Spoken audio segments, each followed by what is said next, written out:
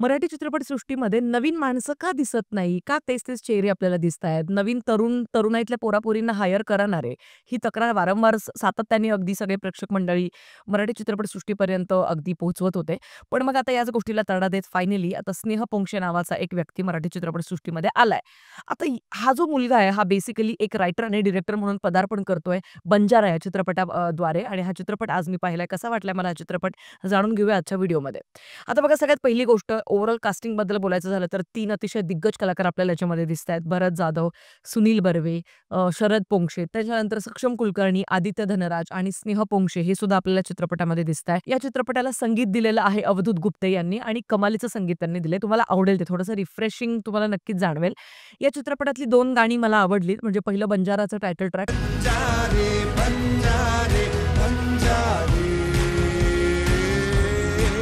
आणि दुसरं night camp मधलं सॉन्ग. दोन्ही गाणी तुम्ही कधीमध्ये नक्कीच व्हिजिट करून ऐकू शकाल. आता चित्रपटाचा प्लॉट असा आहे, की सुनील बर्वे, शरद पोंक्षे आणि भरत जाधव हे खूप लहान म्हणजे अगदीच 25शीत वगैरे ज्यावेळेला असतात, त्यावेळेला भरत जाधवचे जे आजोबा असतात तर ते बेसिकली हे जग सोडून जातात आणि एक डायरी त्या आजोबांकडे असते, ज्याच्यामध्ये त्यांनी आपल्या पूर्ण झालेल्या इच्छा लिहिलेल्या असतात. पण त्यातच एक पान असतं, जिथे एक अपूर्ण इच्छा जी आहे, जी राहून गेली आहे, ती लिहिलेली असते.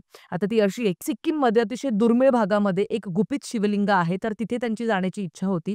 पण मग ऑफकोर्स वयामानानुसार आणि वेळ न मिळाल्याने ते तिथे जाऊ शकत नाही. पण ती शेवटची इच्छा मग त्यांचा नातू म्हणजेच सक्षम कुलकर्णी, जो तरुणाईतला सक्षम कुलकर्णी जो मोठा झाल्यानंतर भरत जाधव म्हणून आपल्याला दाखवलाय. तर तो त्यांची इच्छा पूर्ण करण्यासाठी मग काय-काय गोष्टी करतो, त्याच्या 2 मित्रांना तो कसं रेडी करतो ह्या ट्रिपवरती जाण्यासाठी आणि कशा पद्धतीने सगळ्या गोष्टी होतात, हे सगळं आपल्याला या चित्रपटामध्ये पाहता येणार आहे. आता पटापट मी सांगते पॉझिटिव्ह ॲस्पेक्ट्स जे मला आवडले. सगळ्यात पहिली गोष्ट, like I said already music is really good. I mean it's very refreshing. पुढचा प्लस पॉइंट आहे या चित्रपटाची प्रोडक्शन व्हॅल्यू. बऱ्यापैकी त्यांनी चांगली प्रोडक्शन व्हॅल्यू मेंटेन केलेली आहे थ्रू आउट द फिल्म. त्याच्यानंतर आणखीन एक प्लस पॉइंट आहे, की इतक्या वर्षांनंतर आपल्याला सुनील बर्वे, शरद पोंक्षे आणि भरत जाधव एकत्रितपणे एकाच फ्रेममध्ये ज्यावेळेला दिसतात, तेव्हा चांगलं वाटतं, बरं वाटतं. 90 जनरेशनच्या मुलांसाठी ॲक्चुअली हे तिघेही अतिशय दिग्गज असे कलाकार आहेत. त्याच्यामुळे नक्कीच ही एक पर्वणी ठरते. आता बोलूया या चित्रपटाच्या निगेटिव्ह ॲस्पेक्ट्स बद्दल. हे बघा, आता एकंदरीत स्क्रीन प्ले बद्दल जर का बोलायचं झालं, तर भयंकर स्लो बर्निंग स्क्रीन प्ले आहे तुमचा. प्रचंड पेशन्स चेक केला जातो. काही-काही गोष्टी अतिशय अननेसेसरी दाखवण्यात आलेल्या आहेत. उगाचच काही सीन स्ट्रेच केलेले तुम्हाला वाटतात. उदाहरणार्थ पूर्ण सिनेमामध्ये ना तब्बल 7 असे डायलॉग्स आहेत. I am not kidding. म्हणजे 7 असे वेगवेगळे डायलॉग्स आहेत, जे दोनदा-दोनदा सेम इंटेन्सिटीने लिटरली विथिन 10 टू 20 सेकंडच्या फरकाने परत-परत बोललेले आहेत आणि ते खूप इरिटेटिंग वाटतात. इनफॅक्ट इथे काही भरायला नव्हतं यांच्याकडे म्हणून त्यांनी परत तेच डायलॉग्स इथे वापरले, असं आपल्याला लिटरली जाणवतं. बरं, एखादा 2 डायलॉग्समध्ये तुम्ही इग्नोर करू शकता. पण I was literally counting 7 times it has happened आणि ते तुम्हाला कुठेतरी निराशा देते. म्हणजे वीक रायटिंग ज्याला आपण म्हणतो, पुअर रायटिंग. तर त्याच्यामुळे अशा गोष्टी घडतात. आता पुढचा निगेटिव्ह पॉइंट आहे चित्रपटाचा, की भरत जाधवच्या फॅमिलीतली जी त्याची वाईफ आहे किंवा त्याची जी मुलगी आहे, ती काही ठिकाणी खूप लाऊड आपल्याला ते जाणवतात आणि खूप अननॅचरल म्हणजे आर्टिफिशियल त्यांचा पूर्ण अप्रोच आपल्याला ॲक्टिंगमधला जाणवतो. कुठेच असं रिलेटेबिलिटी नाही वाटत. त्याच्यानंतर आता मेकर्सने ॲक्चुअली चित्रपटाचं बऱ्यापैकी म्हणजे 70% शूटिंग हे सिक्कीममध्ये केलेलं आहे, which is a plus point of course. कारण का 14,800 काहीतरी फुटांवरती त्यांनी ते शूट केलेलं आहे, असं मी बातम्यांमध्ये वगैरे वाचलं होतं. आणि आय थिंक आत्तापर्यंत मराठी चित्रपटसृष्टीमध्ये एवढ्या ॲडव्हान्स लेव्हलचं कुणीतरी तिकडे जाऊन बाबा शूट केलं, एवढी मेहनत घेतली असं कुठेच पाहायला मिळत नव्हतं. त्याच्यामुळे kudos to the makers for this thing. But तिथेच आणखीन एक प्रॉब्लेम असा येतो, की आता ज्यावेळेला तुम्ही क्लायमॅक्समध्ये असं दाखवताय, म्हणजे मी स्पॉइलर देत नाही, डोंट वरी. पण ज्यावेळेला क्लायमॅक्समध्ये परत एक 4-5 जण येऊन तिथे जातायत, तर ती जागा अगदी अशीच दाखवली म्हणजे अच्छा हीच होती ती जागा. ओके. सो ते खूप बंडल वाटतं आणि ते अजिबातच गळ्याखाली उतरत नाही तुम्हाला. म्हणजे मला क्लायमॅक्स झेपलाच नाही. अतिशय निराशाजनक असा क्लायमॅक्स होता, की ज्याच्यासाठी आपण अगदी म्हणजे बघत असतो पूर्ण सिनेमा, की बाबा रे शेवटी काहीतरी अजून जास्त भारी होईल, अजून काही पण तसं काही होत नाही. काही घाबरायचं कारण नाही. इथे आधी आम्हाला तरी कळू दे काय चाललंय ते.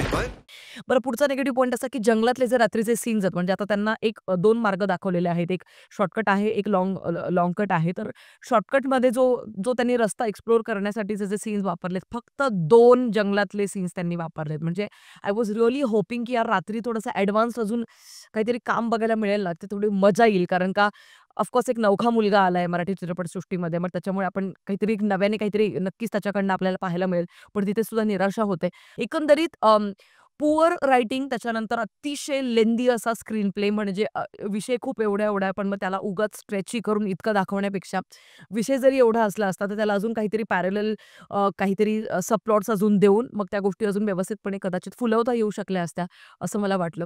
एकंदरीत माझ्याकडनं या चित्रपटाला 3 स्टार्स आउट ऑफ 5 आणि definitely it's a one time watch. तुम्ही डेफिनेटली चेकआउट करू शकता. तुमचं काय मत आहे ते मला कमेंट सेक्शनमध्ये कळवायला प्लीज विसरू नका. आणि तुम्ही पाहिलंय का बंजारा? तेही मला कमेंट सेक्शनमध्ये कळवा. बाय द वे शेवटी जाता तर सांगते, बंजाराचा हा जो डायलॉग होता ना टीझरमध्ये, वेडे आहात तुम्ही तिघेही.